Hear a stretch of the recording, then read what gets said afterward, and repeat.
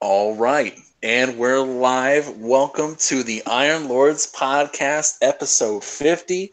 Thank you guys for tuning in on the Inner Circle Network. We do appreciate everybody for stopping on by. Give us 1 second. We're going to be sharing out this link so you guys can check us out live as we kind of see what's going to happen here and give one of our guys just a second. But before we get started in here, we'll do some of our intros. Introducing the King of Shallow, the Lord of the Premium Experience, the Master of Tiki Torches, King David. Ooh, what's going on, my people? Tonight? He didn't let me get my ooh in there. I understand you're trying to get used to him, and he knows I go last because I'm Barry Bonds of this. I stand right here. I stand out the park. He got to set it up. He got to let Alex Rodriguez go before me. He didn't let Alex Rodriguez set it up, get everybody else on base, so I can bring everybody home. But hey, check this out, people. See, the reason why I go last is because of the boxing and stuff like that. Wasn't any good boxing this week. Normally in MMA and boxing, they start to pick up in the next coming months, and you said the March and so on. Next week we have a good fight coming up. But I wanted to touch on the Amiibos. New Amiibos is coming. They look fantastic. I know Brat will love that. Brat, step your Amiibo game up. I'm watching you out here. Also, movies. I see a lot of people talking with Black Panther and talking about pride and stuff like that. And all right, that's just cute, guys. But the bottom line is, and not to, be racist, but he's not the only black superhero or the first black superhero that has been successful. Don't forget Wesley Snipes, and let's not forget Spawn. Come on, guys. Now, I understand you saying there's a whole black cast, and, I feel that black director, woo. But let's not forget that we do have other genres where, that is prevalent. All right? So everybody go out, get your tickets. I'm going out and getting my tickets and stuff like that. I want to see pictures posted, tweet it out, send it back and forth. Let's play with it. Let's have some fun with it. Also, I saw this show on Netflix. Did any of y'all see the show on Netflix, the Cloverfield Paradox? Did you see that? I have not seen it yet. I gotta watch the others first. Okay, I can't get back the hour and 25 minutes of my life. It was that bad. It was actually worse than it was a slam dunk. Actually, they gave him a layup. See, the first Cloverfield was kind of a weird bag. It was weird because the camcorder thing and on a feet in New York City, and you're looking at it and it's like, wow, where's the monster? Oh my god. It was weird. The second one was kind of better because it was centered around. Yeah, it had a script. Actually. And it was based on the paranoia people feel when they don't know what the hell's going on, and the lengths that some people will go to protect themselves. Yeah, I honestly say, out of all three movies, please see number 2. Mm-hmm. This third one tried to be Life. You remember that movie? Did you see the movie Life? Did you see that one? The one in space? The one from Sony that they was trying to set up with Spawn? No. They're trying to set up with Venom. It's to set up Venom. Yeah. Okay. They tried something like that and failed miserably. That is the most sleep-inducing thing that I can. Oh my god! I fought through it. I had to take actually some 5-hour energy just to get through an hour and 25 minutes of it. That's not something I would recommend. I'm sorry for going into. Pretty good. I was surprised, man. The cast looked pretty awesome. The whole cast is awesome. I want you to waste your time too. Please see it and get at me. Please feel free to get at me and be like, King David, you're a fool. It's stupid. It's really good. I loved it. You're not gonna say that. You got some people talking about that Monster Hunter like it's God, and I heard a lot of it last night. I was just sitting here holding back the chunks from coming out of my mouth. But shout out to Hip Hop Gamer. I gotta watch that video. I heard that you went in on the game. Thank you for keeping it real, my brother. And we're going to set that up to my man, Lord Sovereign. Let's go, Anchor. Hit him. All right. Lord Sov, the sovereign of the single player, the keeper of the ancient receipts. Lord Sov, how are you doing tonight?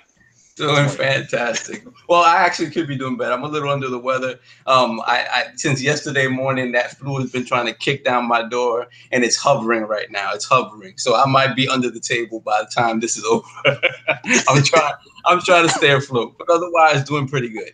But yeah, so there wasn't much in the way of boxing last night, but there was UFC last night. Oh, tell me, brother, tell me. We had UFC 221 in Perth, Australia. Not the most.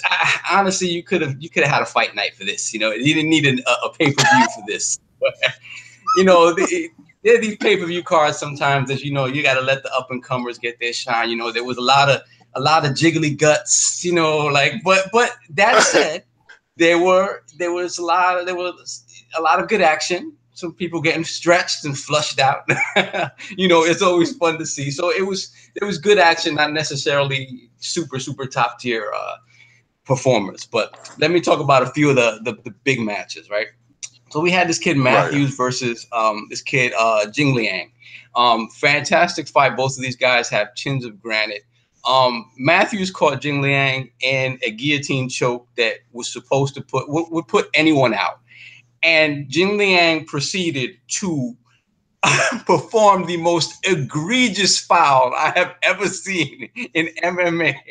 He proceeded to stick his fingers into Matthews' eyes as the ref is watching this. And the ref simply says, take your fingers out of his eyes and don't do that again or I'm taking away a point. The man saved himself from tapping out. There was no question he was tapping out. And what he did was he did the poke to the eyes, and the ref just gave him a slap on the wrist. He should have been disqualified right then and there. That said, the fight shout out to the new Ric Flair. That is a total Ric Flair move. That I could not believe it when I saw it. But hey, but both guys have great chins, great boxing. So, I mean, I guess, they wanted people to see the full-on fight because I think that was the first round. We caught him in the guillotine. All right. So after that, yeah, this is the fight of the guts. This guy named Tuivasa, who's 9-0, against some other guy that just looked like he did not belong there. And Tuivasa just smoked him. This guy looks like a young Mark Hunt. So I guess it was appropriate that he fought on this card. He stretched this guy out. I mean, he didn't stretch him out. They had to stop the fight because it was just too much. He was just getting battered. All right. So then now we move on to the actual Mark Hunt fight. Mark Hunt makes his way back to the ring after I thought he had basically retired. So he makes his way back to the octagon against Blades. Now, this kid Blades stood toe-to-toe with the guy who just fought Stipe. I forget his name. Why am I forgetting his name now? Anyway, I know what you're talking about. Yeah.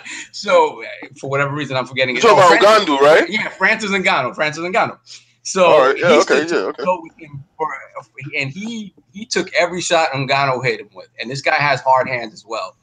They stopped the fight. He lost that fight to Ngannou. They stopped it because he didn't want to quit, but his eyes were like swollen. And so this guy can give a punch and take a punch. So basically, Mark Hunt caught him with a few heavy. Mark Hunt is out to knock you out with every punch that he throws. And he caught this kid with a lot of fire, and the kid was wobbled, and he just held his ground, took it, and then decided, you know what, I don't want to do this anymore, and just proceeded to take Mark Hunt down every time that he had the opportunity. At that point, Mark Hunt, once you get him on the ground, if you can keep him there, if you're big enough to keep him on the ground, you can beat him pretty handily. So he won a unanimous decision over Mark Hunt in that regard. But the kid seems like he's a big-time contender in the heavyweight division moving forward. And now we move on to the main event, Joel Romero versus Luke Rockhold, which was supposed to be for the interim. Oh, damn, I wanted to see that. Oh, bro. Damn, I wanted to see that. I knew I wanted to see that. Go ahead, sorry. So it's for the interim title because Robert Whittaker is hurt. So I guess he's going to be out long enough that they feel they need an interim champion to fill out the time that he's going to be out. Thing is, Romero does not make weight. Like, Romero is a career wrestler. in my opinion, making weight is not making weight is not an option. Like it's I don't care. They said that he had a short training camp. He took the fight on fairly short notice. You know what? You got to make weight, man. Especially when you've been waiting so long for a title shot. Yeah. You're a professional. Make weight. He was 3 pounds overweight. He was 3. This is not weight that you can burn off in 15 minutes in a sauna. This is not weight that you can drop by taking a dump. Like you can't. It's 3 pounds overweight. It's a lot. Yeah. So he knew full well he was not going to make weight. He goes in there. It was a good tactical fight until he finally caught Rockhold with a left and smoothed him out, and then he hit him with another left while he was on the ground, and that was the fight. So he knocks Rockhold out, and then he gets in his face and talks smack. But I mean, dude, you talk smack, but you didn't make weight. Like you know.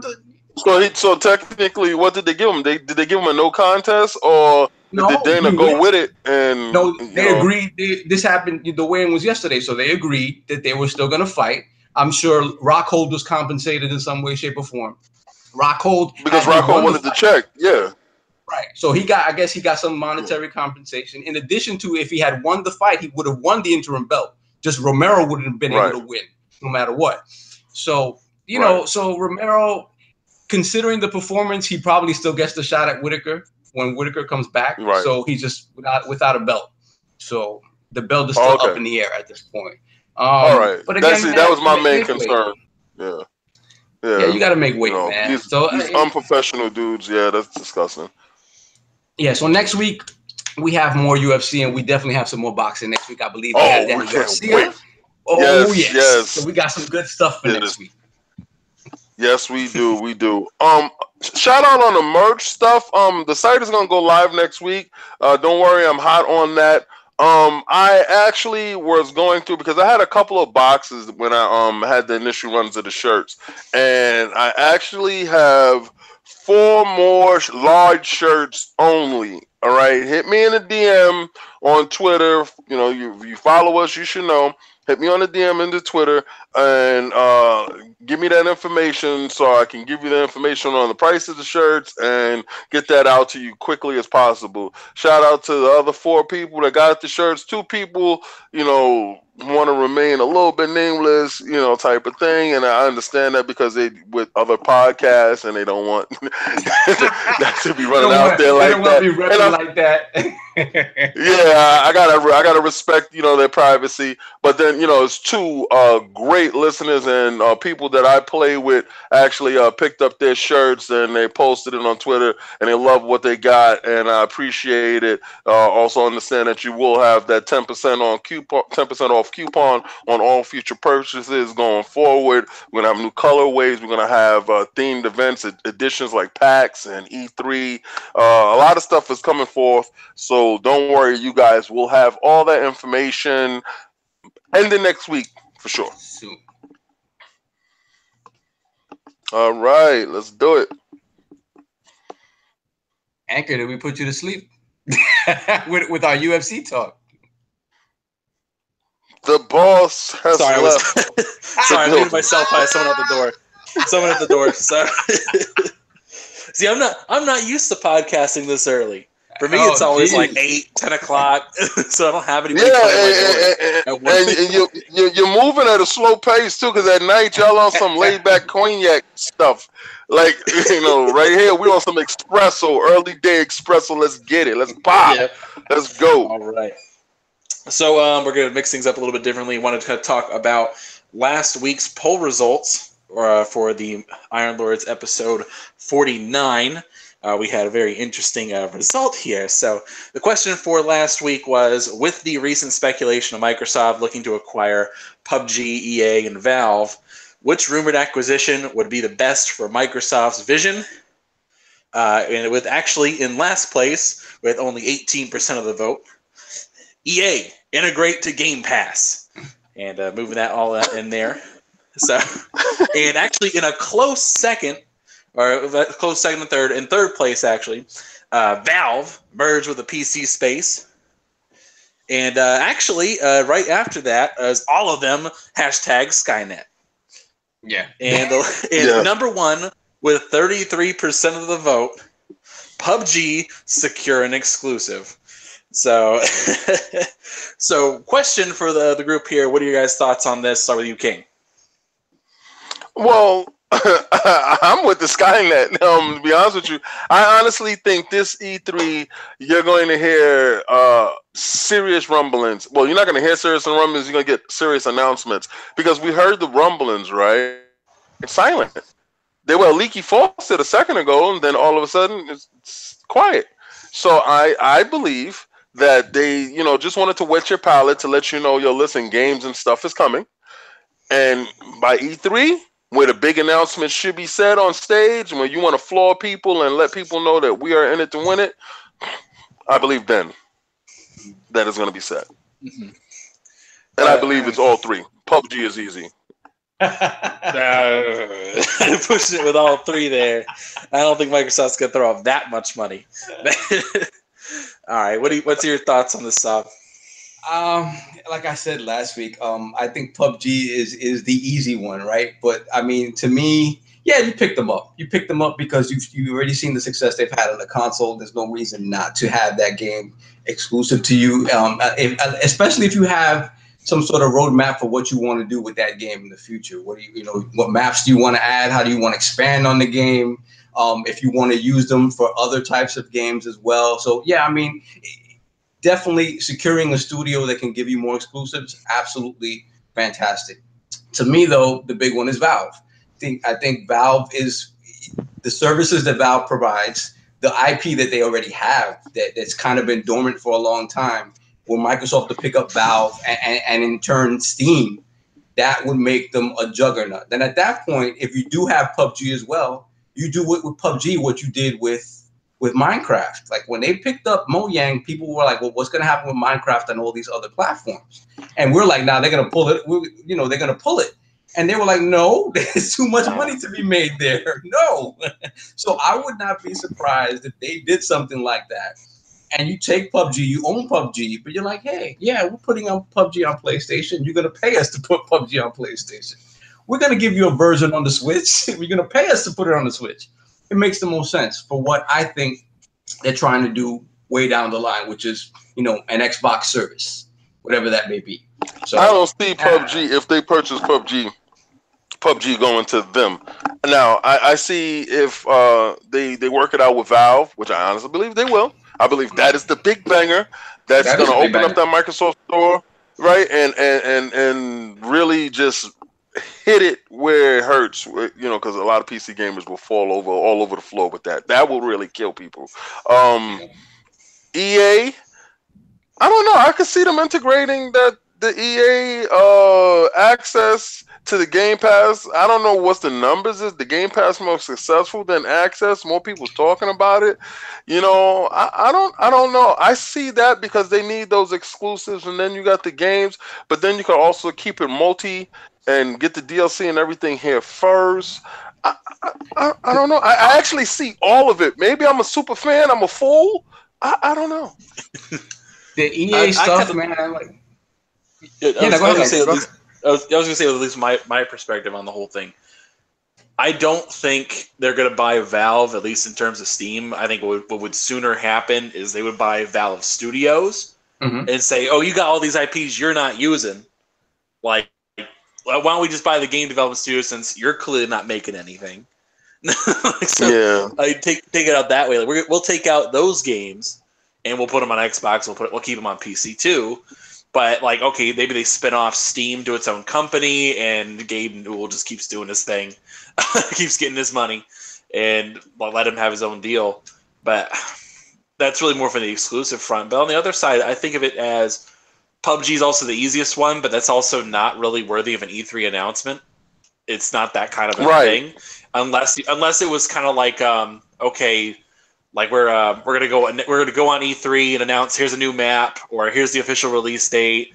Here's basically some DLC, a little bit here, a little bit there, and then right afterwards say, by the way, it's never coming to any other platform other than PC and Xbox. But it has to happen before it hits PlayStation.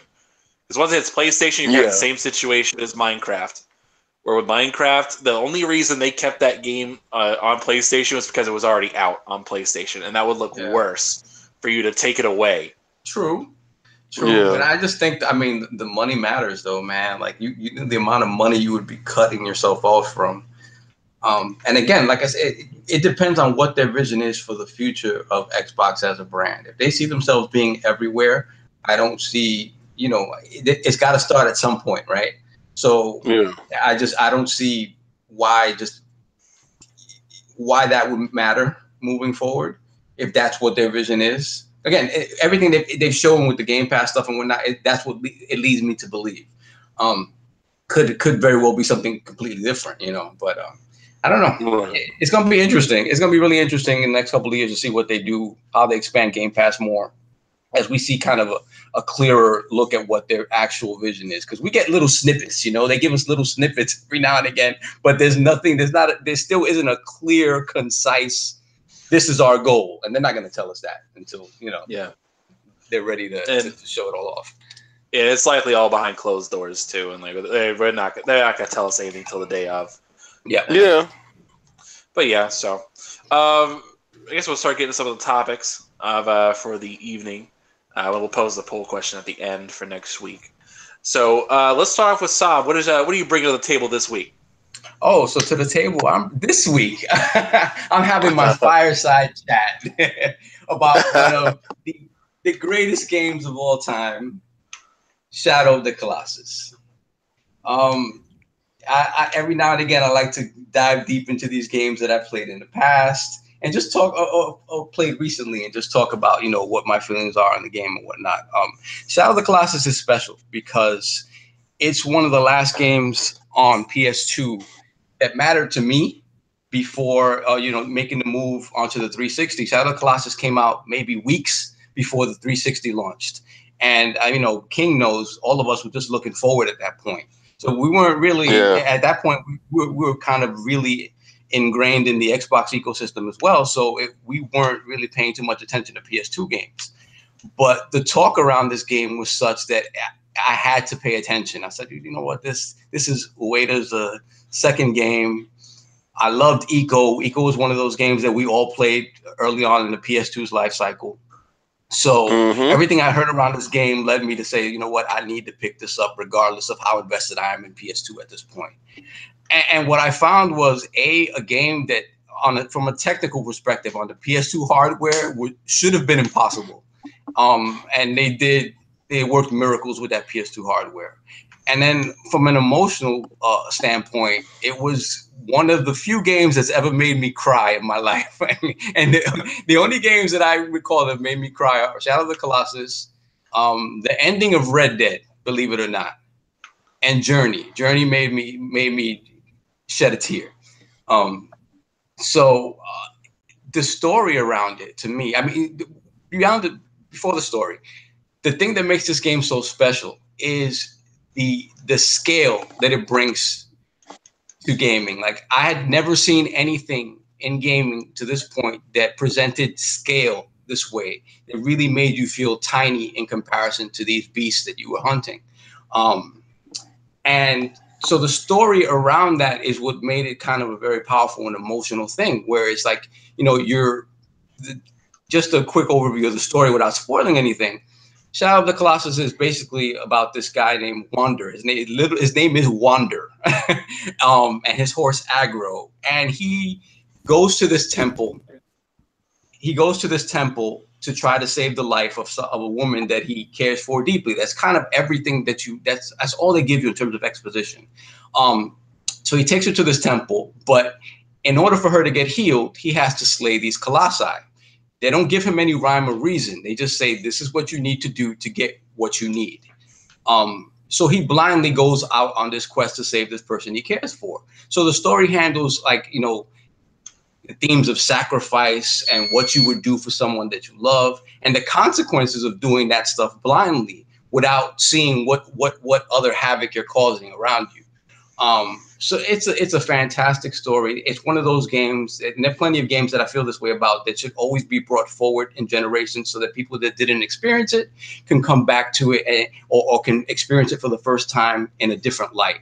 And with this remake of Shadow of the Colossus, like Blue Point Games hit it out of the park. Like, they took the essence of that game and they didn't change that at all, but they just made the most beautiful remake I've ever seen of any game that we've seen remasters for. We've seen, like, high-res texture packs added to games. This thing is absolutely gorgeous. And I think, they retain the spirit of the game in such a way that I think everybody should experience this game.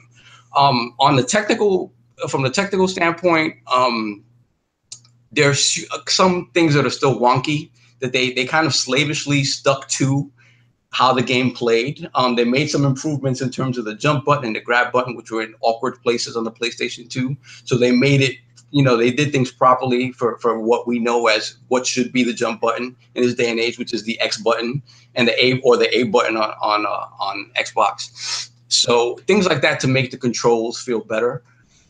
But they, like when I said they slavishly sort of stuck to how the game was, like the climbing mechanics, when you're climbing anything except Colossi, it's still wonky. Like, you're just like jumping from place to place. It's not exactly, it's still kind of wonky, and I wish they would have smoothed that stuff out. But that said, I mean, to me, the game's an all-time classic, and this is the best way to play it. Absolutely best way to play it.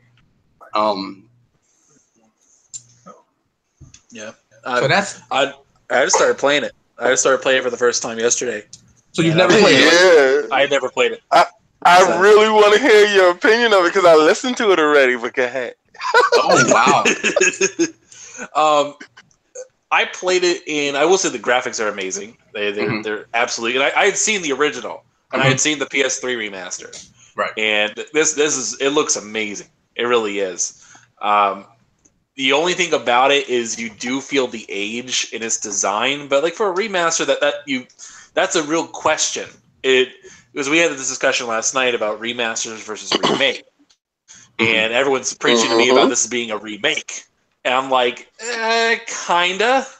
I guess it's kind of not a remake, but it's yes, the graphics are a lot better, but they did keep a lot of the original intention. Like if it was a remake, okay, here's an example. When BioShock the Collection came out and they redid BioShock 1, that is a remaster. No matter they did it from the ground up to make everything look so much better.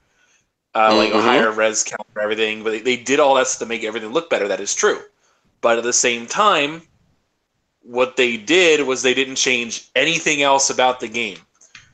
The game was the same all the way through. The control scheme, how everything played. You still wasted your time with all the the cameras and all that kind of stuff. And it's a remaster because they kept the original intention of the game. A remake is like we're redoing the whole thing. It's kind of like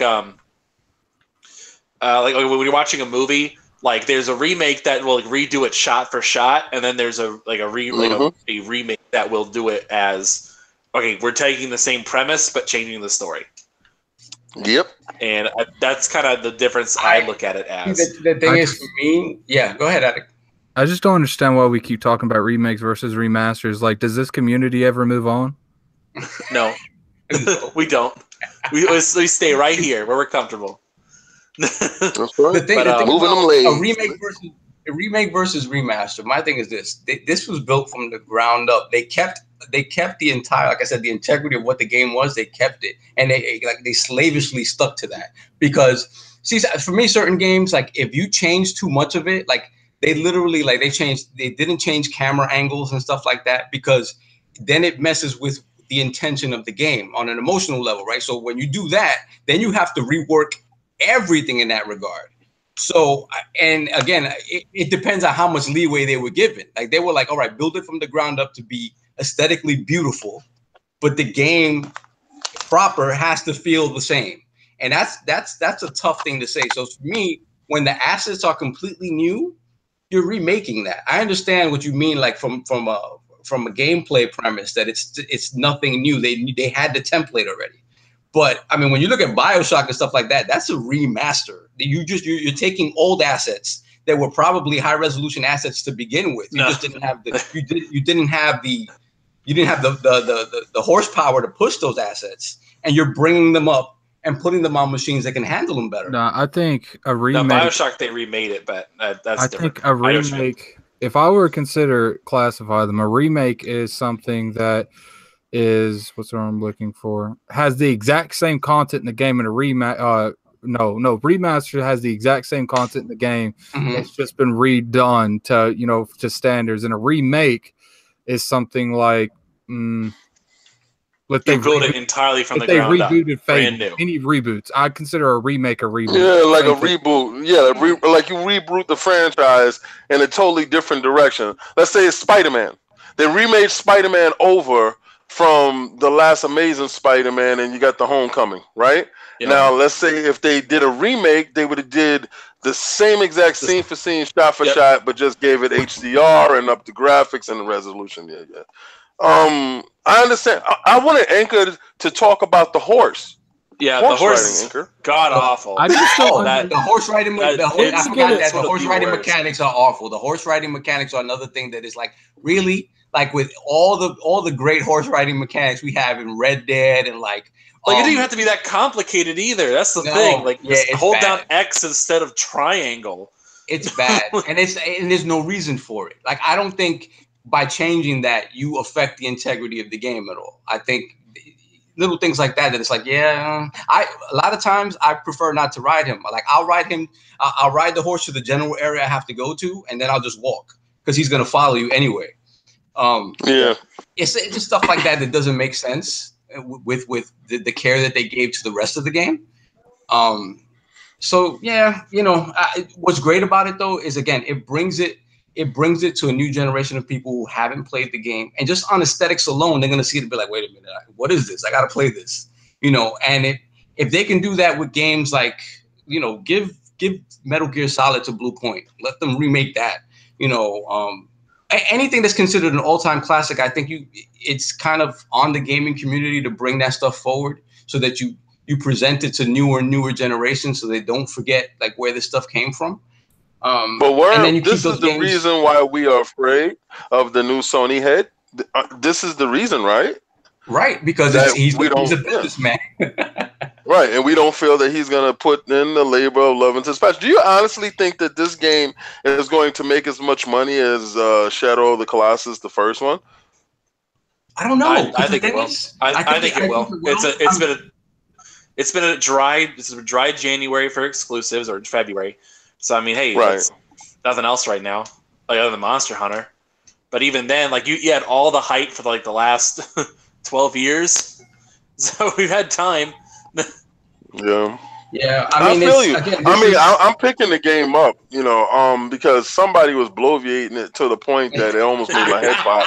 They were telling the world that the HDR was the greatest HDR they ever seen. I said that's impossible with only 2 light sources and 3 shades of colors. But I feel let me break that down. So you see what I'm saying. We always come from different point of views when it comes to the tech stuff. So I'll break that down, right? I made the statement. I think it is the best implementation of HDR, right? So this is what we have to think about when we talk about HDR, right? HDR, the 2 main components of HDR are wide color gamut, right? 10-bit color, 12-bit color, right? Expansion of the color gamut, right? And what I consider to be more important at this point in time. You just said what you consider, right? Right.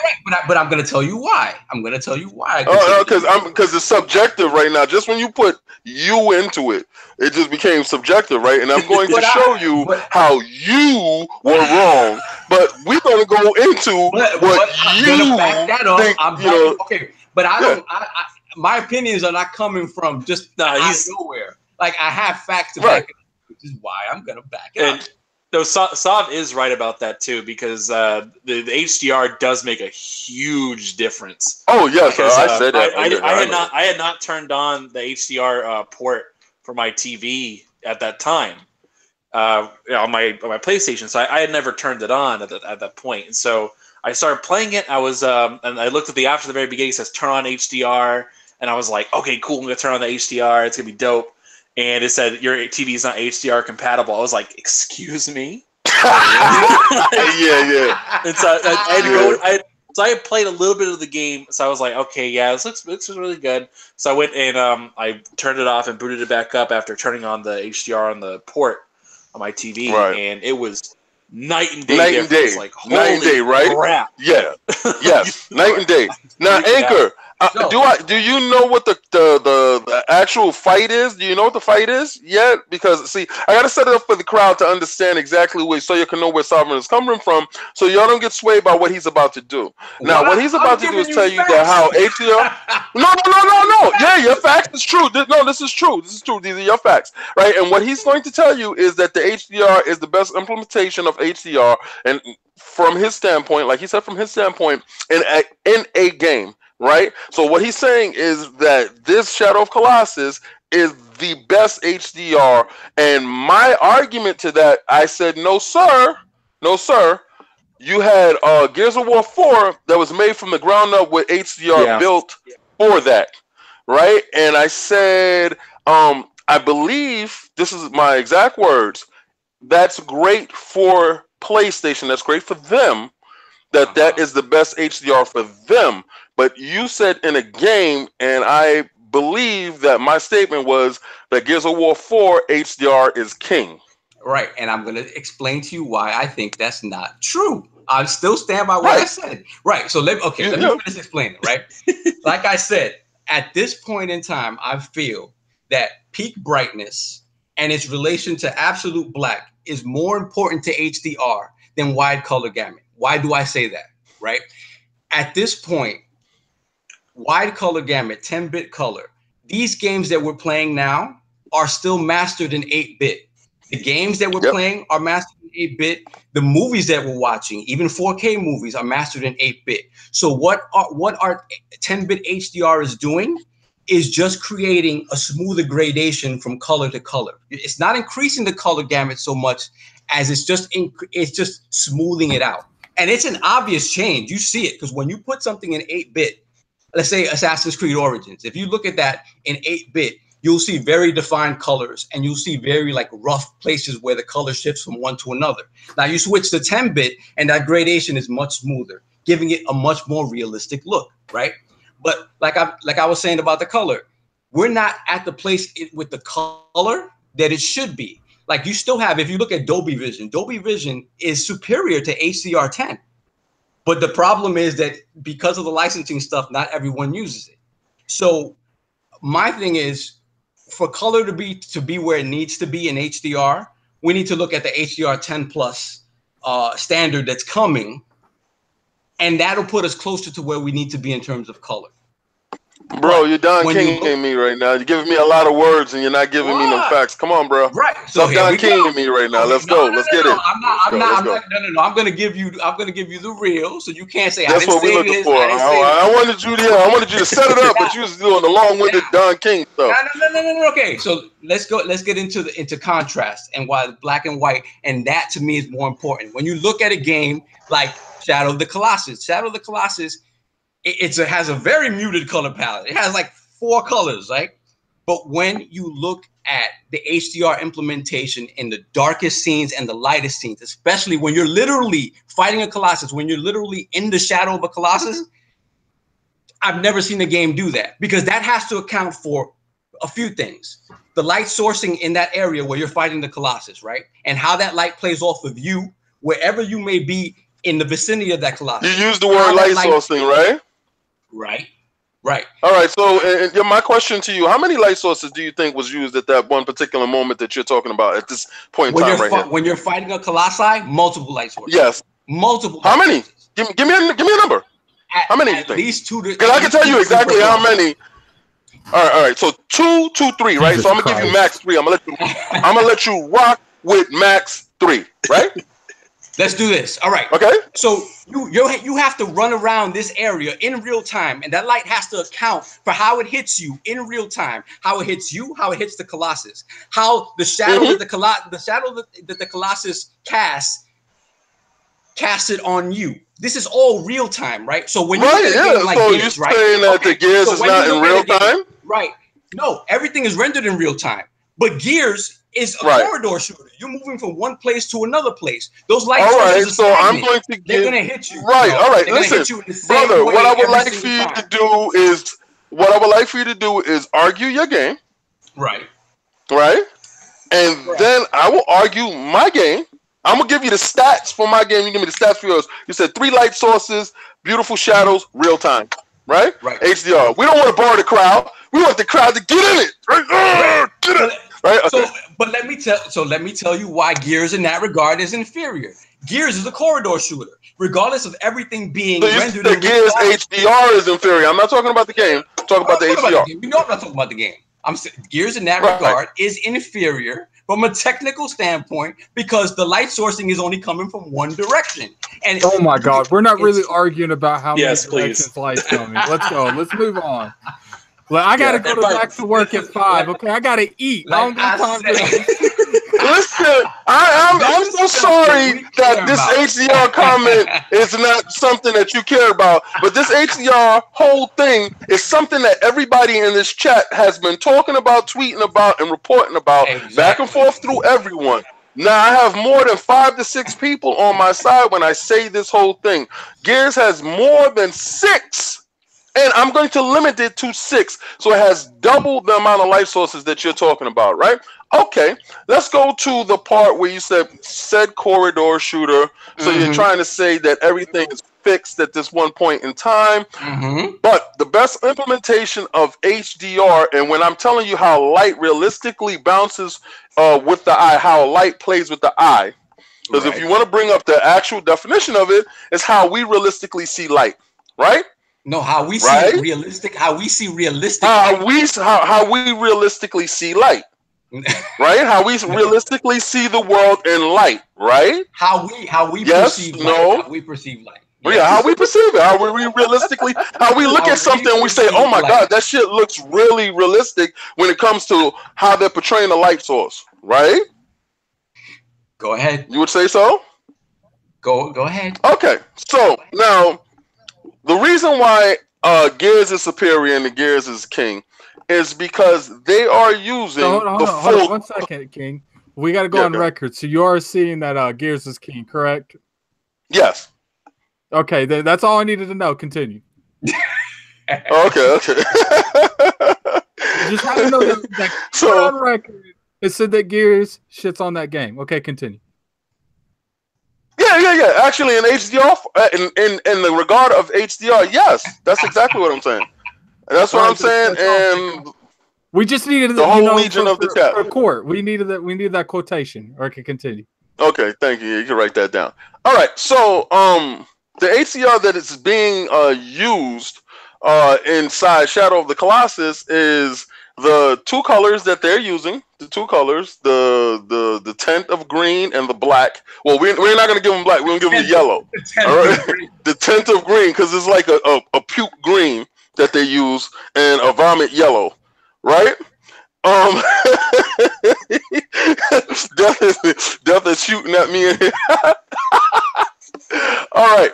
So now you say that how many colors do you feel like Gears is using all the colors in the color gamut that you talked about? Of course not. What? You don't think they're using more colors than the Shadow of the Colossus? You said using all the colors, or you said using more colors? More colors. I mean, come on. The smoke that they throw out there that has more colors, and the volumetric fog, and the light source and bouncing off the volumetric fog. But I just finished telling you that my argument was that the color is not as important at this point. Like I know how many colors they use. That's not the point. Yeah. These games use all the colors of the wind. We got to move on. That's not the point. Anyway, we got things to talk about. Hurry up. Lord King and I, let's leave it with this. We'll agree to disagree on this stuff until we both go to the grave, because we've always been this is for years. Yeah. I'm gonna tell you that Lord King has always been about, like, he'll get a TV in his house, right? Whatever that TV provides as like a new thing, he's gonna use it no matter what. And I am that stickler for, like, classic picture quality, that stuff disgusts me. He's lying to you right now. I want you to understand that this man is lying to you. Now, the reason why he's lying to you is because, and this is going to end the argument, the Pioneer Elite, sir, where did it come from? Came from you. Right. But you got rid of it to get 3D TV. You got rid of it to get a 3D TV. No, I do that all the time. I just get up the new, latest, greatest, whatever that is. But the Pioneer Elite, we're going to say that is probably the best television that has been created, to be honest with you. Best plasma hands down. Yeah, best plasma hands down. Beautiful. Right? Now, don't tell me that I get a TV and I put all those specs on, because I don't, because I didn't put it on downstairs, because you have to actually take it off when you're watching certain things. What I'm explaining to you is my Q9, which is the top of the line television when it comes to HDR, besides that the old LED bang them out for the $25,000 one that I can't afford. That television will show you. And I said, we can do it live. We can have everybody see. We can have cameras set up. We can do anything that you would like to do, so you can sit there and see from this perspective which looks better. Well, we have to go. I have to be allowed to mess with your settings and look at your settings at least. I want you to come over and I want you to touch it. I want you to come in. I want you to touch. I don't trust your settings. I want you to come. I want you to come in. I want you to touch the TV. I want you to put it to whatever you want to put it to, so that way you can actually say, "Yeah, he's right." We'll do that. We'll do that. And I can say, all "Yeah, right. You're wrong." That's all right. All right. So let's stop boring people with our tech talk. All right. Real quick for me. The RPG Royal, the Deacon of Dreams, the Sherpa of Swagger, Lord Addict. Do you have any thoughts about Shadow of the Colossus? Oh, what were you saying? Nah, I got no issues with Shadow of the Colossus. I think people, they take this remake and remaster thing a little bit too seriously. Like, I keep seeing people arguing over that, over, the remake remaster thing. And I'm like, I mean, it looks like a cool game. Last time I checked, I do understand why they review these things. What clearly would have went good, that game came out like 10 years ago, Shadow of Colossus. I mean, let's be honest here. Reviewing standards have changed in 10 years. So I do think every game that comes out needs to be re-reviewed, because first off, it's by different people now, unless whatever these outlets, if they let the same person review it 10 years ago, they probably need to be let go. It's whatever, man. When it comes to it, it's like, am I gonna get it? See how it goes is I have Monster Hunter. Oh, no. Then a side of Monster Hunter, and then maybe I can get some Shadow Colossus after more Monster Hunter. So that's what my schedule is right now. You can finish. So that means no. I'll get So that means no, you're not gonna buy it, because eventually means, oh, look, another game came out that I actually gonna purchase. Is this sad that I'm actually starting to go against my initial reaction? Was like, I don't know if I want to get Far Cry. Now I'm like, that looking pretty hot now. You see? So you're beyond the Far Cry, and Shadow is going to go right back in the shadows. All right. Oh, there will be a Kingdom Hearts session. You guys wait for that one. Actually, that's actually the next little thing here. So, Room, your topic for the afternoon here. What's your contribution this week? Hit them likes. Oh, see, apparently Kingdom Hearts had some updates as announced at their last event, and they've pretty much on the low key guaranteed us a release date at E3. Now, part of me feels like they did low key say it was coming out this year too. Like, it's been kind of nothing's been confirmed, but part of me feels like that's not the case. I feel like what's going to happen is we're going to get to E3. And they're going to announce it's coming out next year. But I think at this point, even if it comes out next year, I'm okay as long as I get a release date. Like, I don't want to. You'll be happy with a release date in 2019. If it comes out this year, I'm hyped.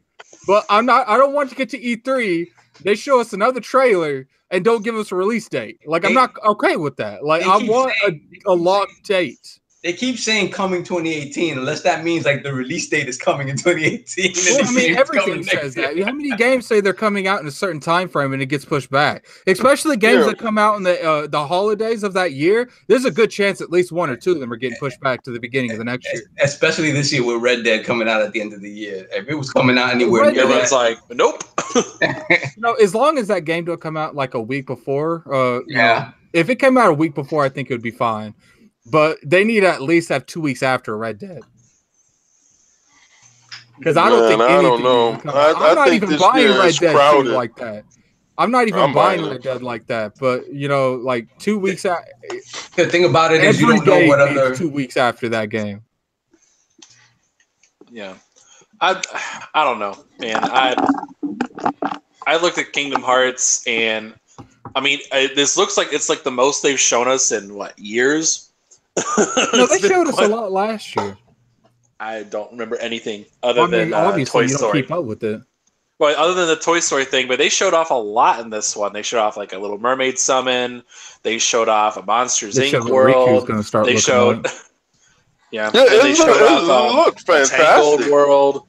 Like it. Well, I disagree about that. I think it looks like trash. I think it looks good. What are you talking about? No, dude, so like when they showed it before, he had the HDR turned off. I mean, let's go here. Let's stop acting like this game's going to look exactly like it does on the how they're presenting it, because it's not going to. Well, I expected it to look like the E3 2013 trailer, 5 years ago. I mean, you mean before they started development? So you expected it to look like before development? I expected it to look decent. So is that what you're telling me? You expected the game to look like the game that they started, the trailer they showed you before the game even started developing? I expected it to look like a 2018 game. Anchorman is not a 2010 game. Confirmed. But the problem with that, Addict, is that they showed it to you as gameplay. Like, this is a long time ago, and they showed it to you as gameplay. So, yeah, it was a vertical slice. And so they took 5 years to get that. Right. They refined that vertical slice to perfection. So that's what you expected because it was gameplay. If you give me a trailer, everyone expects that. Everyone expects what the Division to come out, what it looked like. Witcher kind of looked like what it did. No, you want to know how I know this? They got downgraded what their original vision was. Look at the fur on Sully. The fur on Sully in the Kingdom Hearts trailer looks worse than the 2001 film. 17 years of technical innovation. You can't get that. It looks all right though. I thought it looked fine. Like I didn't have. It's all right for trash. I mean, it's whatever. It looks 10 times better as Fallout. That's confirmed. Here we go. You attack this baby, he's gonna attack your baby. But listen, I'm looking at the Toy Story right now, and the Toy Story looks like the Toy Story. I mean, minus a little bit of the light sourcing and the shading. But I mean, it looks really great. I can't front. I don't see where the game looks bad at. It looks great. And the fur on Sully. I'm looking at the fur on Sully. Everybody look at the fur on Sully. You see the fur on Sully, and it looks really good. I mean, for a game, what did you want it to look like? Look at the fur on that guy. The fur on that guy looks great. Go look at Monsters. Go look at Monsters Inc. the movie from 2001. Oh, come on! Now you're trying to say $1 billion franchise? Come on, man. So that's a $1 billion franchise. Let me get. Why are you comparing two entirely different forms of entertainment? First off, second off, they're based off the movie. It's based off the movie. Oh my gosh! How are you going to? First off, you can't even sit there. Okay, yeah, that is a good point. You can't compare them because they're completely like it's a section of the game. How much bigger do you think that movie is in the game? They showed a lot of this game. Is the movie bigger in game in terms of file size, Anchorman? Whoa! No. They showed a lot of file this size game. Is a lot bigger. Yeah, I told you they showed a lot. They showed quite a bit. Yeah, they showed a lot of this game. This game looks amazing. It'd be different if you said, "Oh, I don't like what I see." That would be different. But you're sitting here trying to say it looks horrible when you support Fallout 4, what looks like Fallout 3 with a filter on. That's legitimately what that game looks like. It looks like no. Yo, I'm not even joking. Go look at the. I'm sorry, Anchor. Seriously, come on, Anchor. Come on. That's it. You was just really trolling right there because, I mean, it looks way better than I thought. And we're not even looking at how it's going to look on the X. Like this is because this is like PlayStation base or something. Right. So my God. Look at this. I'm actually going to get this game. I haven't played any Kingdom Hearts games, and I'm actually going to get this game. Well, I know Kaibatsu is going to get the game regardless, so I'm going to play it. But I haven't played any Kingdom Hearts games. But I'm kind of psyched to play on my channel, Death Stinger. You would have got a timeout for that statement. Oh wow! This really looks. What? This looks better than I thought. It's way better than that crap that they showed before. Now, if you was going off of that crap that they showed before, it was reason to be concerned. But this actually looks really good. It's a really good looking game. Wow. I'm down with that. Next time anyone wants to say Fallout 4 looks good, go look at the IGN comparison from Fallout 4 and Fallout 3, and then come back to me. And keep in mind, there's a game between Fallout 4 and Fallout 3 called Fallout New Vegas. There were certain sections of Fallout 3 that look better than Fallout 4. Oh, we're not going to debate which looks better between those games. Wait, what segment of Fallout 3 looked better than it is. They're going to bait. He baited him all the way into this now. He baited him. Listen, we're not going to have your fight with y'all over your babies. That's his baby. That's Addict's baby. Don't front. He's on a 20-minute tangent about HDR. It's got a lot of assets. We're not talking about that. You guys are damage controlling the way it looks, saying it's bigger. It is bigger, facts. But Anchorman wasn't saying it based on how the size of the game. He was saying that Fallout 4 looks better than Kingdom Hearts 3. I never said that. I never said that at all. Implying. I never implied anything. You're the only one who brought up Fallout. Have we heard him say Fallout 4 Lord of Receipts. Lord Saw. No. Lord Saw. Who brought up Fallout first here? Okay, no. I'll say Addict did. I don't care admitting that. King, how many times did he said Fallout 4 beats every expectation he had? Would that not include graphics? Well, yeah, that's his baby though. That's his.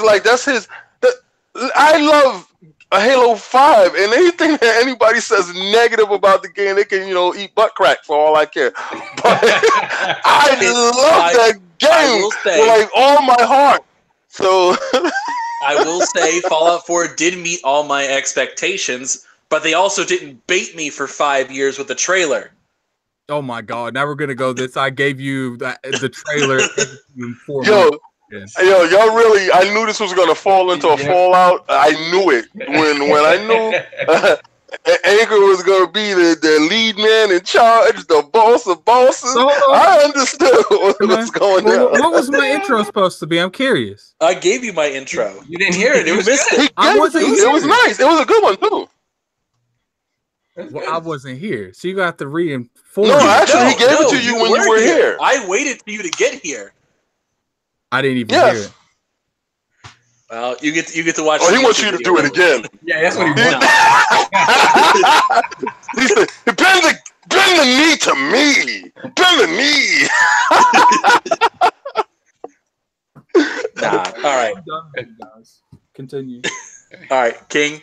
What's your topic for the week? Oh my God. So listen, guys, we have a new player in this gaming space of ours. And it's not really a new player. It's actually an old player. And if you have a cell phone, you will know who this player is because 9 times out of 10, you done shopped at his store. This is your good pal, Google. What did you just say? Google. Yes, I just said Google. Remember, Google is probably one of the largest companies in the world when it comes to your mobile space, right? And being they facilitate you purchasing games through the Google Play Store, they set out, what was that, Lord Sovereign, when they did a couple of towns with fiber wire, right? Google Fiber Wire. Fiber, yeah. Right, and it was handing it out. Yeah, go ahead. Sorry. It went as far as somewhere. I think maybe Minnesota got it. It hasn't come to the East Coast, so they were giving this fiber wire out. Right, and they wanted to put it in everybody's homes, and everybody got high speed internet through Google. So I know a lot of people are saying, "Wow, I never heard of that." Yeah, but now what Google is doing, because Phil Harrison used to work for Microsoft and he used to work for Sony, right? And he was in key positions during their growth in the gaming space. Now he's at Google in their gaming space, and it's called Yeti, and I forgot the other code name for the system. Now they're going to be making the controller in-house, sort of how Steam controllers were. Those controllers really didn't take off. They reverted right back to a Microsoft controller. But I believe this controller, because they showed the schematic of it, is built more like a Microsoft controller. They understand that that format actually works. And the system is going to be like a Chromecast type of system, because they're going to stream all the stuff. Now, this takes it back to Lord Sovereign's implementation of the cloud all over, all around us, and his expertise in knowing exactly how the cloud will be used there. So this topic is actually a two-way topic with Sovereign and I, because we talked about it.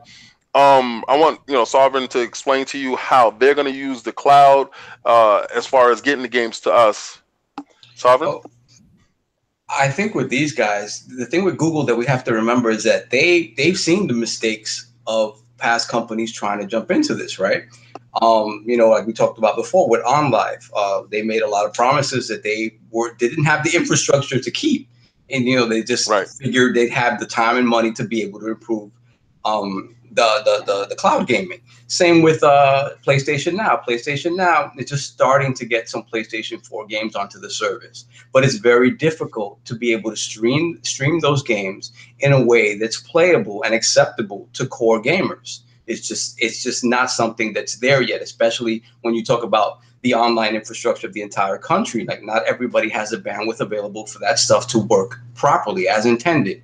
Now, Google's been really quiet over this time. They haven't really done much in that space. And the assumption is that because they've been looking at the mistakes of these other companies and working on something better. And that's really interesting to me. Like I said, like my topic a couple of weeks ago with the Shadow cloud-based service, obviously people haven't stopped working on this stuff. Obviously, like we talked about how it was kind of the butt of a lot of jokes, especially with PlayStation Now. But this stuff, they see value in this, and not necessarily even as the pillar of your gaming implementation, but maybe even as just a side thing that allows people to have enough of a quality experience where it's viable to sell this stuff as a service. So the cool thing about Google and how they work this is that they have a few different ways they can implement this stuff. First, we don't know what their tech is, because their tech is probably completely different and something they worked on from the ground up. So the fact that they're even considering doing this stuff is exciting for what they have in the pipeline that they haven't showed us, right? But they have some advantages as opposed to other people who have tried to do this in a few key areas. First of all, they have Chromecast. They're going to have a set-top box that's associated with this. I think they just call it Yeti as well. I think the whole project is called Yeti. Yes, Yeti is the box. The controller is called something else. I think it's called Lugo. Right. So the thing with that is that they have their plan is to allow you to purchase this if you want, but also to implement it through Chromecast. Plenty of people have Chromecast. So it's something, again, that it's going to be an ease of use type of thing, right? So first thing is that in terms of their OS, it would make sense for them to run Android TV, because they make it your sort of set-top box replacement, right? You don't need a Roku stick after that. You don't need an Apple TV after that. You don't, and again, Chromecast already has all of this stuff in there. So that's something that they can do to sort of kind of push it into homes that already have this stuff in them. Right. Another thing is allowing you to sort of download some games, not necessarily all of them. Again, it allow you kind of to walk the line between pure streaming and downloadable stuff, whereas something like Game Pass is only downloads, where not everybody, again, has the bandwidth to be able to do that. So you need, just by giving people more options, and hopefully at a good price point, it's something that's attractive to people, right? So you believe that it's going to be a hybrid combo type of streaming downloaded system? Unless they bring something to the table that nobody has seen and just boost bandwidth threefold, I don't think right now it's going to be able just to push, modern games through bandwidth. I just don't think so. Again, but that Shadow was very impressive. Based on what Richard Ledbetter said, that stuff is impressive. So if Google's been mum and hasn't said anything, who's to say that whatever they have in the works isn't more impressive? So that's so this is what we bring to the Lords this Sunday and this topic. And how do we feel about Google getting into gaming? Do we feel like it's going to be Apple gaming or Philips gaming, or will they be the next Sony? Because remember, Sony was laughed and scoffed at before they even got their system off the ground. My question to the table is, how do we feel about Google in our space, and do we think that they're going to be viable? That's a good question, actually, because is Google viable? Yes. By the very nature of Google existing, anything they put themselves behind will be viable. Mm-hmm. They will find a way to market that thing. They will get it into people's homes, whether they like it or not. They will find a way. Right. The only thing about it, though, is will the gaming community jump on? At least as far as how we're set up here. We're like, will people from Sony or Microsoft, like the loyal fans, move over to Google? I have no idea. I really don't. Let me ask you a question. Wouldn't it be like this great way? Like, let's say you're walking home, right? And let's say it is like a hybrid thing, like Lord Sovereign is saying. And you're walking home, you have your phone, and you go into Google Play, and you download it there into your phone, and it's already at your house.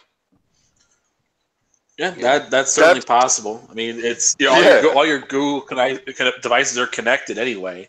So I mean, like it's all there. The real question is just whether or not the hardcore will adopt it. That is the real thing, because people will clearly jump on board just because it's new or it's Google, but it's whether or not people will actually jump on and say this is a valid replacement to my system.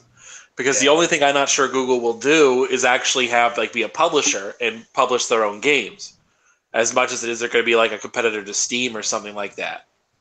Right. I think it's going to go along the Steam model. More. Yeah. I think they're going to go for Steam, but they're going to go specifically after the Steam market and say, hey, where Google, your games follow you everywhere.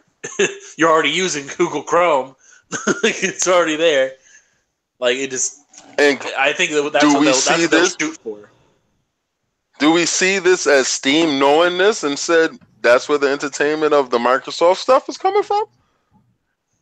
I don't know. Maybe. I think because that's the only other option. If you're gonna go against Google, you gotta have a real good product. You gotta have goodwill, and you gotta have money back in yourself to stay alive. Yeah. Yep. Money. That would be interesting, though. Attic, how do you feel about the topic? Oh, are you talking about this Google thing? Yeah. I mean, I don't care. Well, let me ask you a question. Do you play any games on your phone, like Candy Crush or something like that? Or Cookie Jam? Because I play Cookie Jam, baby. I'll be on that Cookie Jam hard. No, so let's frame the question this way. No, hold on. If they took Kingdom Hearts 3 and said it's exclusive to the new Google console, would you buy it? Would you buy the new Google console for it?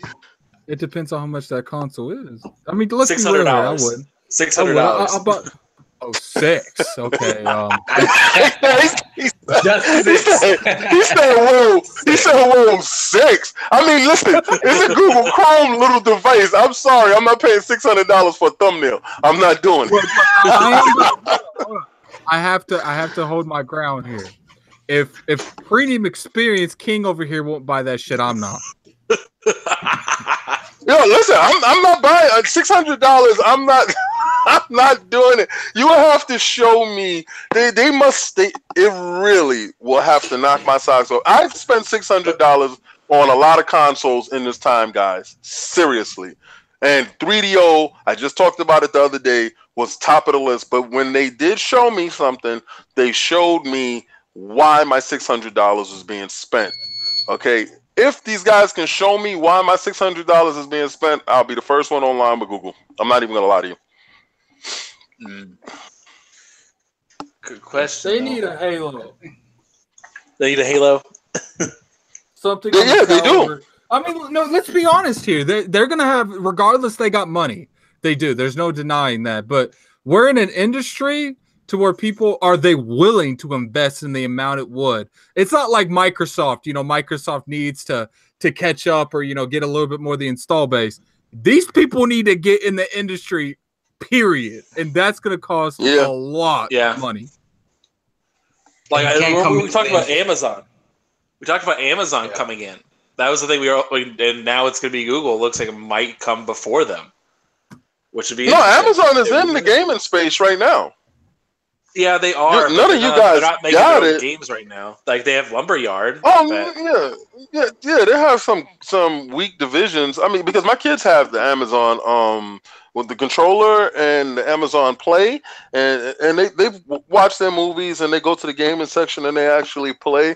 It's a mild form of streaming. It's a mild form, but it's not as big as Google is making this sound. And when you're in the New York Times and when you're in Business Weekly and information is being let out, because Google doesn't let anything out, when information is being let out, they're letting you know that's quiet before the storm, and the storm is coming. And you start to look at stuff in the wild, and you start to see people positioning their movement. Once Nintendo said they're going into a streaming type of service type of thing, a games for service type of thing, you got to understand, they know, business guys know where the market is going, and they pretty much lead by what's out there. And we've noticed that Game Pass has been successful. PlayStation Now has been successful to some extent, and other gaming services as far as Steam has been highly successful on the PC front. You understand? So why not let another big company get their hands in this pot and pull back money? And I think Google is going to dig their hands in this pot. I just don't know what form.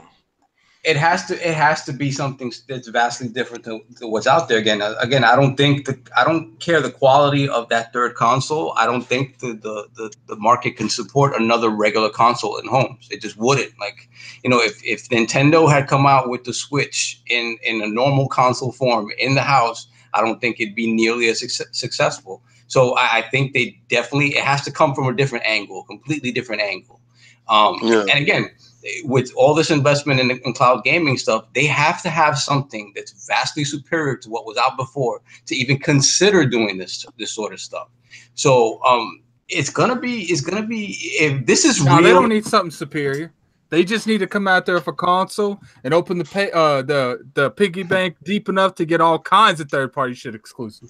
I mean that the money matters at that point. At this point, I'm pretty sure that they know they're gonna have to put some real money. What do you guys think it would require for them to come in? Let's pick 3 third-party titles that's reasonable that they would purchase for exclusivity for like the whole game, not just timed. What would it be? Street Fighter. You already know Capcom is loose with the legs. So you already know Street Fighter is going to be over there.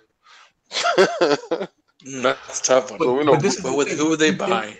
I think they'd straight out buy Nintendo. The whole thing.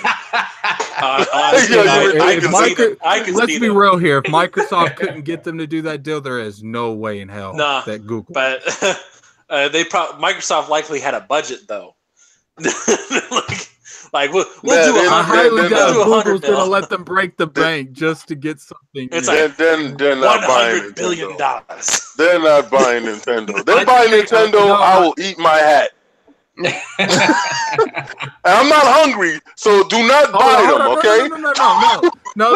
You I need you on that camera. Openly said you will eat your hat if they buy Nintendo. Okay. Hold on. Wait a second. So, what's the time frame that I get for this announcement? And no, it's something this drastic, okay? It's if they ever buy Nintendo. If Google ever buys Nintendo, no, we can't have an open-ended thing like that. Listen, our subscribers can grow old, have kids, die. 2020. 3 years. No, I give them 16 months. 16. Look at this. months. This dude's We'll say 2020 seems fair. That's 2 years. That's 2 years. All right, 2 years. All right, so 2 years. If they don't buy them, y'all eat your hats, and if they do buy them, I eat my hat. I don't have any hats, so I will buy you a hat for you to eat, and I will buy you a top hat. Nah, we're gonna have to take a step back from this bet. So, do you guys think that actually, you think whatever they're building is a high end console? You guys think that? No, I don't think no. that. I don't think so. It'll be like an Ouya. It'll be like an Ouya, but a more beefy Ouya. I don't even think it's supposed to be competing with the PlayStation and Xbox, to be honest with you. But if it is, I don't think so either. I think the people they need to be hitting up is they need to hit Ubisoft up. Oh, Ubisoft's on everything. Ubisoft was on. Oh yeah, Ubisoft. Online. Ubisoft will do anything. But I'm not sure about exclusive. If they got a couple good Ubisoft games in the back pocket, I think it'd be enough to jump. But they're gonna have to come out with first party as well. They're gonna have to come out with some first party stuff. Oh no, not even first party. I don't think they have to do that at all. It's just all they have to do is just have something that is exclusive. If I were them, I would try to get a big first party, third party title exclusive. Nothing like really, really big, obviously. Something that has, what's the word I'm looking for? That has a little bit of pull. And then I would start buying up, no, I mean, that's too much. They never do that. And then I would start buying out like these games that had a following, but they dropped off, like Army of Two, Mercenaries. No, it has to be. It can't be something obscure. It has to be something. Big comeback. Yeah, it has to be a really recognizable. If it's a brand new title, I don't think Google is going to spend that kind of money to get really good stuff. Like, I just don't. Tommy said we're in the grass, my dude. You got to keep in mind that if they do, go to that direction, they're going to have to spend the money on the. They got to spend the money on the research and development for making the actual console. Well, they did that already. I mean, that stuff is pretty much done. We just getting a small leak of it out. So what their controller scheme is pretty much done. Their system format is pretty much done. Listen, they already made Chromecast. That's one of the reasons I don't touch PlayStation. Exactly. I feel you. And I feel the same way. I just ordered a new PlayStation controller. It's built and modeled after. Blue with Scalebound. That would. Oh my god! No, buy platinum. Whoa! Hold on. Like if they were trying to be smart and they wanted to actually break into the gaming market, but do so at a budget, buy platinum, buy Focus Home Interactive. I won't buy none of this shit. I don't like platinum. Those are cheap studios or cheap publishers where that could work. Platinum they have unique games of dressing up like complete dog garbage and making it look like an A-rated game. Yeah, they listen. They're gonna have to do something to even make me purchase because they can't do it on hardware. They definitely could not purchase platinum. If they purchase platinum, I'm gonna laugh all the way to not buying their shit and buying a. I would rather go buy another Wii U before I'd buy anything that they would make if they bought platinum as a first party studio.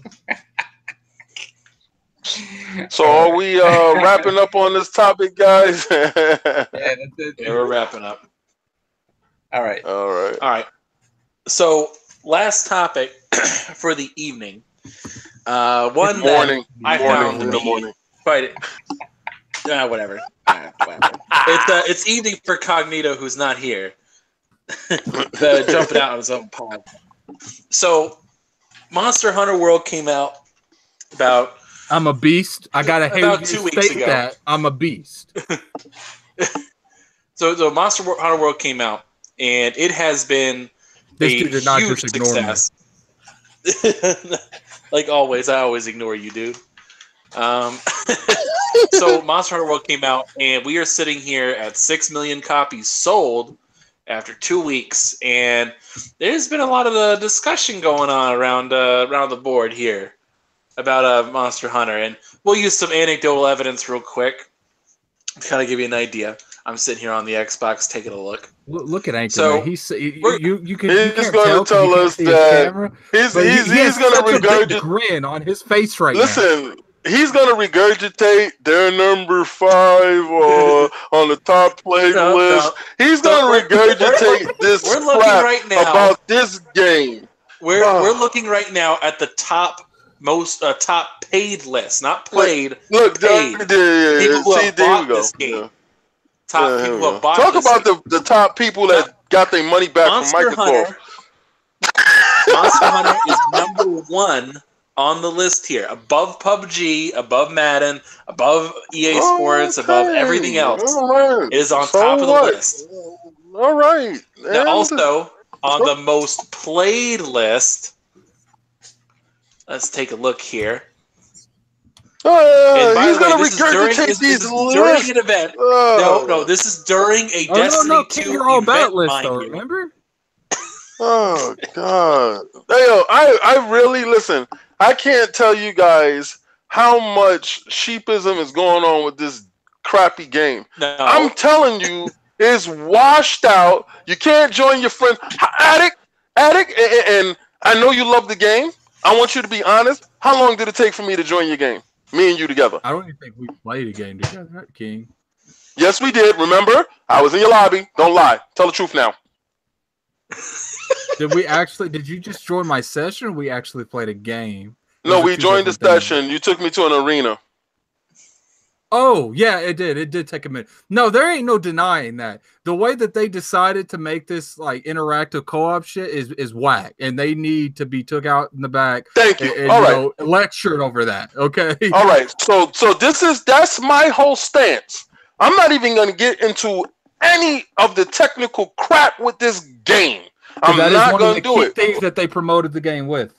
Right. They told you play with your friends. Everybody can get into this world. Wait, because I listened to you all last night talk about and blow about their game. I never presented. Everybody. Let me talk real quick. I want to go ahead and go on record and state that Anchorman talked all that stuff on the Inner Circle yesterday, and did not once say that he ain't killing these bosses. That me and Gamble are carrying him through this stuff. Okay. And what I'm getting to right now, I was going to let you breathe until you didn't give me my recognition at the start of this podcast. Yeah, because he's looking for his recognition. He wants all that recognition. I gave that to you. You showed up late. Whose fault is that? You weren't going to say nothing. I did say something. I will find it. I will show you the timestamp. And I was like, "You are banned. Go out there and sit outside while we kill Rathalos." He did give you an intro. I'm not. I wouldn't do that. I wouldn't. He did. I will timestamp that for you. After this is done, I will timestamp it for you. He's not the greatest at intros, and we all mix cognito. Sorely miss. See you next week. Hope everything is well with the family. You know, Cognito needs to give us like the guest intros one by one because we ain't really got that love. Yeah, right. Right, but the topic at hand, though, Destiny 2, which is having an event right now, so the player base should be up, is now sitting at number 14 on the most played list. You know what is right behind it? You know what is right behind it? Fallout 4 is right behind Destiny 2. What does that mean? That is worse than Destiny 2? But it's also a game that is 2 years its elder is sitting right on its door. What does Fallout have to do with this conversation? Is beating Fallout 4. So there you go. Yeah, like what is the big thing about this though? To Anchor's argument, Black Ops 3 is above Destiny 2, Rocket League, Overwatch, Madden, Ark. All right, one thing we won't do on the most played list. One thing we won't do in this podcast is take a gun to my Destiny. All right, we're not gonna do that. That's not gonna happen here. It's Iron Lord's podcast, and it's all about Iron Lords, and it's all about this Destiny. Now, maybe we have a couple of missteps. Maybe the game is not being played. And I'm guilty of that right now because I've been on this PUBG very heavy. All right, but we're not going to sit here and blow-vate this broken game that you can't join your friends, and everybody's sitting here blowing bubbles up people's butts talking about how fantastic it is, and you're sitting there holding in your breath off of what's wrong with the game. It's very nice that you can take down a monster and get a nice suit. You look good in your suit, but I can't see it because I can't join you. I got to watch your stream. So I'm sick and tired of everybody talking about that stupid game. Let's move on to something that's fantastic. You don't like it. It's cool that you don't like it, but there's just one thing that we got to make very apparent right now. Is Anchorman being carried by Addict every day. Oh, yeah. Listen, he's being carried by you. That's fantastic. I don't know how the hell he got in your game to be carried by you. He probably was inside your lobby and couldn't see through the wall. I understand. It's not that hard. Yo, listen, we spent a good 20 minutes. Remember, it kept saying, I can't join while a cinematic is in the order. What type of crap is this? Thank you, Microsoft, for giving me my money because this is 2018 and I'm not settling for this 2001 crap. It's not going to happen. Yeah, I'm not grateful that you brought the game over. Just like those Kingdom Hearts 3 graphics. That's that 2001 graphic. We're not going to... Addict, don't take the bait. Just don't carry his behind when you do it. Just make sure when the list goes out for the friends that's trying to join and they can't find lobbies, don't put them on your list. That's it. I'm gonna have to inform all of my Monster Hunter brethren, the other people that would carry you, that you're banned from being carried from anything. Man, you wouldn't even met those people if it wasn't for me. It doesn't matter. I met them. I mean, you can't take backseas when it comes to meet people like 2 years ago. That don't make sense. I'm gonna have to listen. Let me tell you. Is there an actual Lord Talbot? Lord Talbot. There is a topic. I know. There is a topic. I can get to it. He knows the topic. He's not late. That's right. Listen, Lord Samuel Talbot. We got to give respect for the Lord that's inside the chat. I love your exposés. I love the stuff that you write. It's fantastic. And remember, you acknowledge that this is your first Monster Hunter game. You have not put up with this crap that I have put up with, sir. I have put up with this crap off of multiple systems, sir. And I was looking for this game to be the savior that they claimed it to be, and it is not that. I mean, this is not the savior, so I had to kill it. I had to put it down. I had to get rid of it. It is gone. It is erased. I can't access it. Are you turning Jamaican over there on me? Yeah, I am West Indian though, right? You know that, right? You know I'm West Indian, so that's kind of racist, Addict. That's Addict. That's racist. That's racist. Don't let me get a Me Too movement, Addict. The actual topic at hand. The actual topic at hand is whether or not Destiny 2 can make a comeback after Monster Hunter is pulling away a lot of these people who have been wanting this kind of grind, this kind of work that Destiny 2 was not able to provide. All they need is a great DLC. Can they learn from Monster Hunter World? Look, I might not be on. They can learn how to join their friends. I can join you. But I guarantee you, this time next year, there's going to be way more people playing Destiny than Monster Hunter. He's reaching here, man. You're not gonna sit here and poke knives in my game. It's not gonna happen. And all they need is they're one good DLC away from knocking you back into the box. You didn't tell me how many games that Destiny 2 sold. You just told me that this game, this new kid on the block that showed up, that everybody, I'm so happy that it's on Microsoft this year. I'm going to purchase it. I'm going to take it. I don't care. You could take it. Go ahead. I don't care. You don't even get Ryu. You don't even get half of the stuff that they got on PlayStation. No, I'm not going to do it. I'm not going to take that game. Get it out of here. Right out the door. Dude, the only way I think Destiny 2 can make a comeback is if their big Taken King kind of DLC was totally free. No, shut up. if they came out and did that, and they said, "Oh yeah, we got the Return of the Taken King free this year," like that would get people back. Listen, that would be nice. You would want it to be free, but you're gonna pay for this. You want to get the game, you got to pay for it. No, I mean, listen, this is true. And it doesn't appeal to you.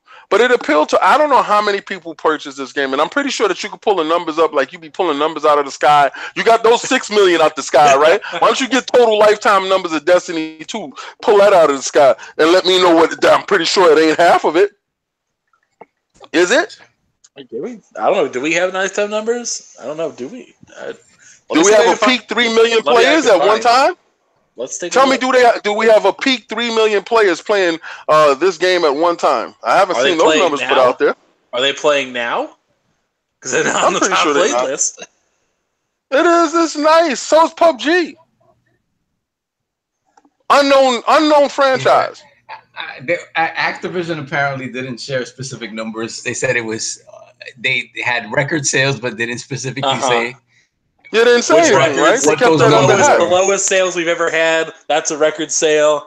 Yeah, listen, did they have missteps? Right. Yeah, so what? They had missteps. But this game is a colossal misstep. All right, so if they came out date and day, why did they put that game out date and day against Destiny? Why didn't they do that? Then who would have sold? You tell me to answer that question. Answer that question, Anchor. Who would have sold Destiny date wait and till day? launch next to this? Oh, they launched first. They was ready. What's up, Capcom? Capcom was the one with the shaky knees. You act like that game wasn't ready. That game is the same game that we played in E3. Broken. So why don't you release that broken crap up against my broken crap, and let's see who broken crap would have knocked who out. I definitely understand Destiny would have knocked them out. With the ease of play and joining your friend system is so beautiful. And it is. I can go right now and join you right wait now. For it to fly around, do nothing. Hey, but you know what? I can't even do that inside that game. I can't wait around and do anything. I was so happy that day me and the Addict was getting a chance to play. I really did. I felt real good. I said, maybe this is the chance. Is it the greatest when it comes to that co-op community? Like, is it co-op friendly? No. Hell no. Co-op fun? Yes. Well, how can it get to the fun, Addict? I mean, it's get me to the fun. People. I understand that, but look, it's like I said, is it co-op accessible to everyone? Is it make sense sometimes? No, because at the beginning I was like, what do I do? But once you figure it out, ask Anchorman. It goes pretty easy. It's really easy when Anchorman can just, how it works is, you go to the board, you post it, and everyone can join in on that quest. So, when Anchorman goes and does his next story, and me and Gamble can just do that whole story for him, or Anchorman does nothing. That's how that works. The thing about Monster Hunter is what you worry about is the longevity. What's their plan moving forward? Like Destiny is a living game, right? So obviously they're gonna keep giving you stuff, and hopefully but hopefully the plan is that they keep improving upon stuff that's gonna bring back the hardcore. I think the hardcore. I will say that they are doing stuff to bring back the hardcore. They had me raising my eyebrows with the update they're doing on the raid, but it's not the raid functions and stuff that I have a problem with. I have a problem with the raid itself. So the location, yes. Now, Addict. Now I don't want anyone in this chat to be confused with what Anchor has just done. Okay, I don't want you to be confused with what he has done. He was trying to get me and you to go at it because he knew I was a big fan of Monster and you were a big fan of Destiny. That's low key what he was trying to do. But he didn't understand the manipulator. Yeah, but what he didn't understand is me and you already played the game, and you already heard my gripes with said game, and it's well known, it's well documented. But he doesn't also understand that the love that we share, right? And he don't understand that the love we share with Destiny 2 and such great times that we had in that game in the Destiny space. So that can't override that, and that's not going to change. And for some reason, we on a 2018 Love Fest, brother. Nobody's coming and smashing that. So, I'm sorry. I just bigged up him off his Kingdom Hearts. I see what you were trying to do. Did you see me just show Kingdom Hearts? Did you see me just back my man walking through that door? I'm sorry, Anchor. I'm sorry. Yeah, good luck. It's not gonna work. Me and King are on that. Me and King are on the same. We didn't catch different. What's a good word I'm looking for? We on the same train. We ain't on different trains. There we go. King was on the train above me, and me and Cognito was on the same train this year. But now it's King. me and King on the same train, and Sovereign and Cognito are on the same train. Yeah, because Sovereign is on some other crap with that HDR stuff, with this Colossus stuff. I love him, but hey. I used to imagine Al Green playing the background. That's how I do, baby. So low. So low. But I want y'all to understand, man. Listen, you, and I'm talking about that game is one taking King away from being irrelevant. And that's just the facts. That's the scary part about it, because it's already digitally downloaded into everybody's system. And those people that actually went out and purchased a disc, they probably purchased the DLC. I gotta interrupt you. Someone said King near went Bill Cosby right there.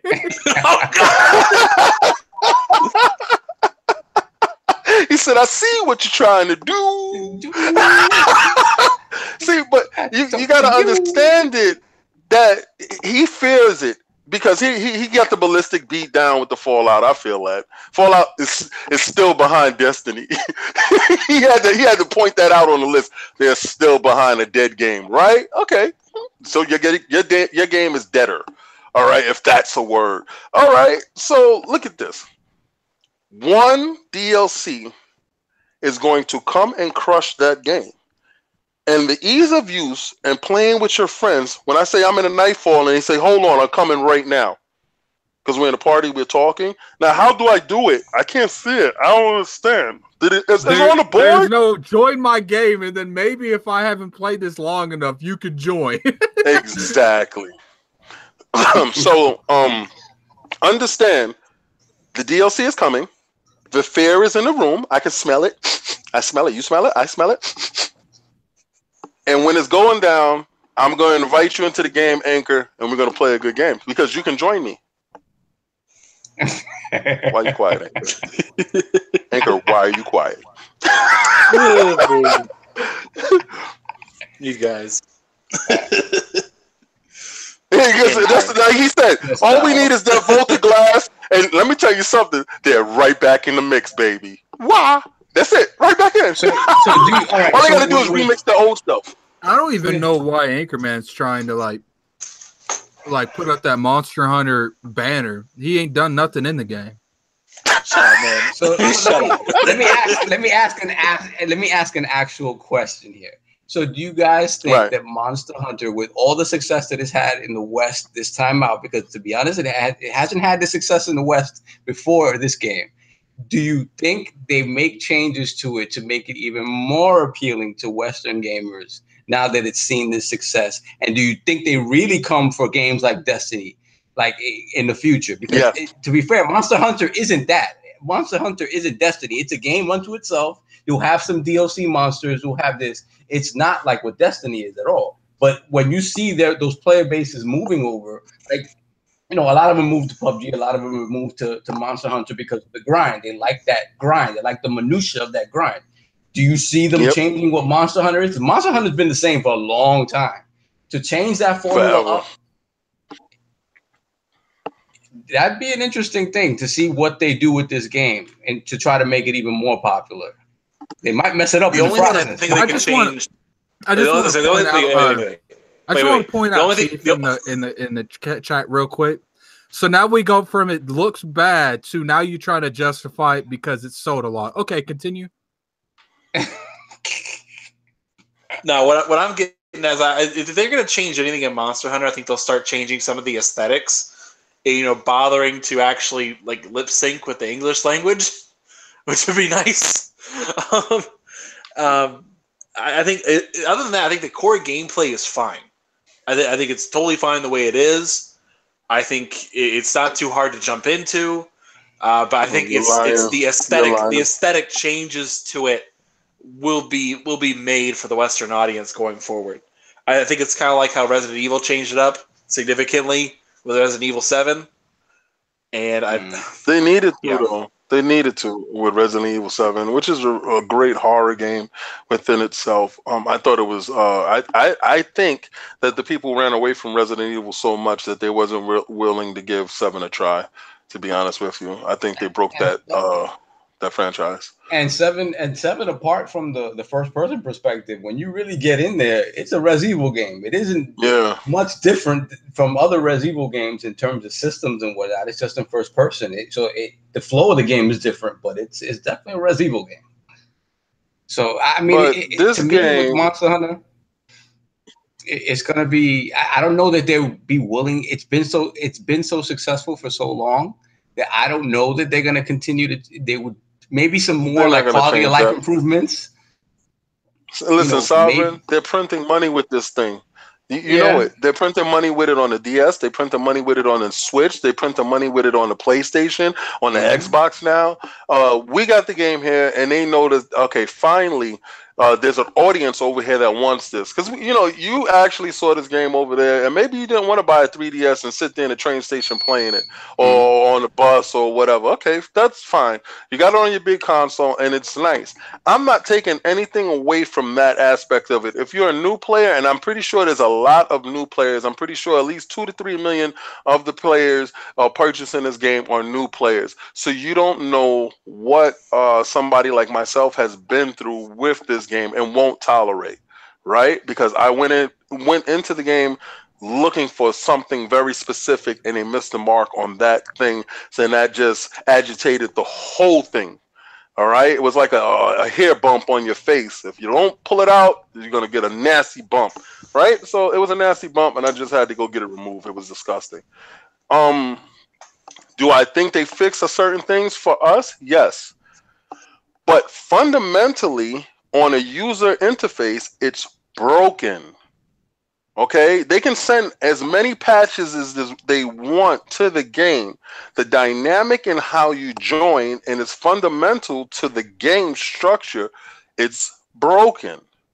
So question, I thought they fixed that though. They patched that. Didn't they patch that? They were talking about that. No, they did. They just patched that you were able to find lobbies to play with people. That's not my problem. He doesn't like having the whole session and mission system. That's what he doesn't like. Right. You understand. See, the problem with Anchor right now is he understands my gripe. Anchor, this is your first Monster Hunter game, yes? Technically second. I played the one that came out on the Wii. I think it was 3. First. Okay. Yeah, but I didn't play that seriously. You didn't really play it seriously, right? So technically, this is your first one that you delve in, that you made armor, and you're having a good time in, right? That's correct. Hello? Yes, that's correct. Okay, so now, in saying this, what's the majority of your time, using it 100% as your barometer, what's the majority of your time that you spend alone in that game playing it? For me, maybe 60%. Right, so more than half. I play with people more often. Yeah, so more than half just you play by yourself. Right, now Destiny within itself is made up in the manner that you play 80% with people and 20% by yourself. See, mine was a little bit different on Monster Hunter. I'd probably put in 80% with other people and 20 by myself.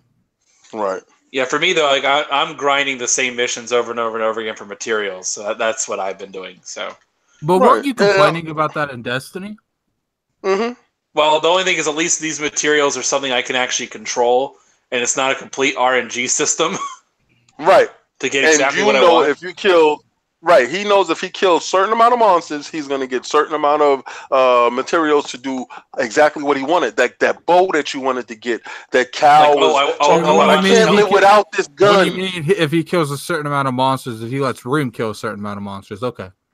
All right. So now that we got that out the way and we understand that the game is a nice phenomena, it's not really a phenomena. It's just these guys are thirsty they put it out in a month where nothing was happening.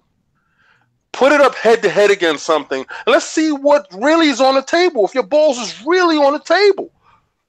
I don't think so. I don't think the testicles of this game is big enough to go against the weakest of our franchises. I don't think it'll come out on the day of 2K. I know it won't come out on the day of Madden.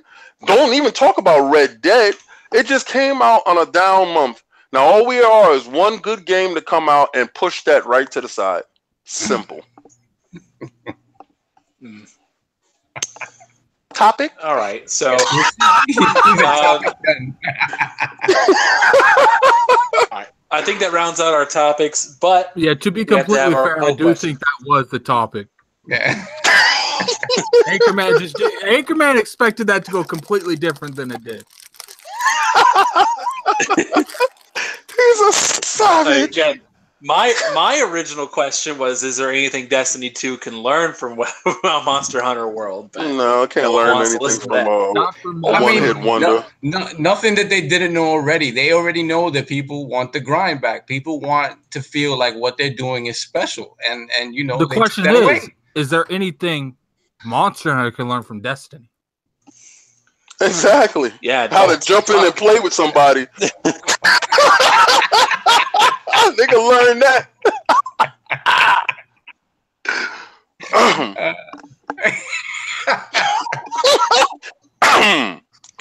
Sir.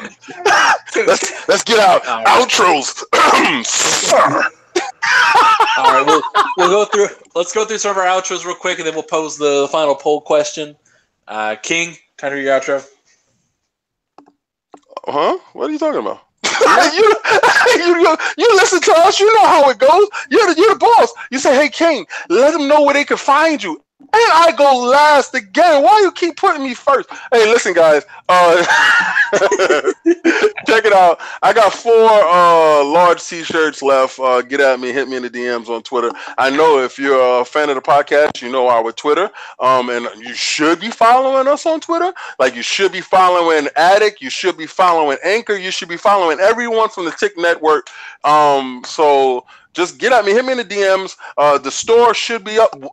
The store will be up by Friday of this week in time for your Black Panther. You can wear the Iron Lord. Man, I'll see if I can overnight ship it to you so you can get into that movie theater and you're looking all that types of good with the Lord on your chest. That'll be fantastic for you. So hit me up, guys. And next guy. See, I'm not used to this. All right, Adam. Thanks for everyone coming out. Definitely follow me on Twitter. And, you know, it was a pleasure being on this again. Every week goes by, and, you know, I just wanted the last thing you guys hear is from me is I carried Anchorman through Monster Hunter. Okay, continue. We'll all remember that. Yeah. Yeah, man. Guys, you can find me on PSN and Xbox Live at BX Sovereign and on Twitter, Lord Sav ILP. Shout out to Cognito and the family. Condolences to the family. I hope you guys are well. And we look forward to having you back next week. Shout out to Anchor for coming in and babysitting us while Cognito's away. I guess Cognito was the he's the worst babysitter ever. Yeah, but he's the worst babysitter ever. He was having us pit fight. This is disgusting. This is what he does when he stays over. He makes the kids fight. Oh no! Just for his entertainment. So I'm Anchorman V2. You can find me over here on the Inner Circle Network as usual, doing my usual thing. Tick podcast on Saturdays at 10 o'clock. Multiverse at 8 on Mondays. And on the occasional it's on occasion. So, but yes, for the final poll question for next week. Carried out Monster Hunter the other times. All right, so the poll question for next week, which we'll get that on the Twitter account officially. Do you think the Monster Hunter franchise will keep the Western audience going forward? Whether your options are going to be yes, West is best. No, East is beast. And lastly, who cares? I just want Fallout 5. Oh, God. Oh, my God. This is a terrible. That's the worst. You know what? I should have known it was a terrible poll when I didn't see it posted in the chat. Oh, my God. Take us out of here.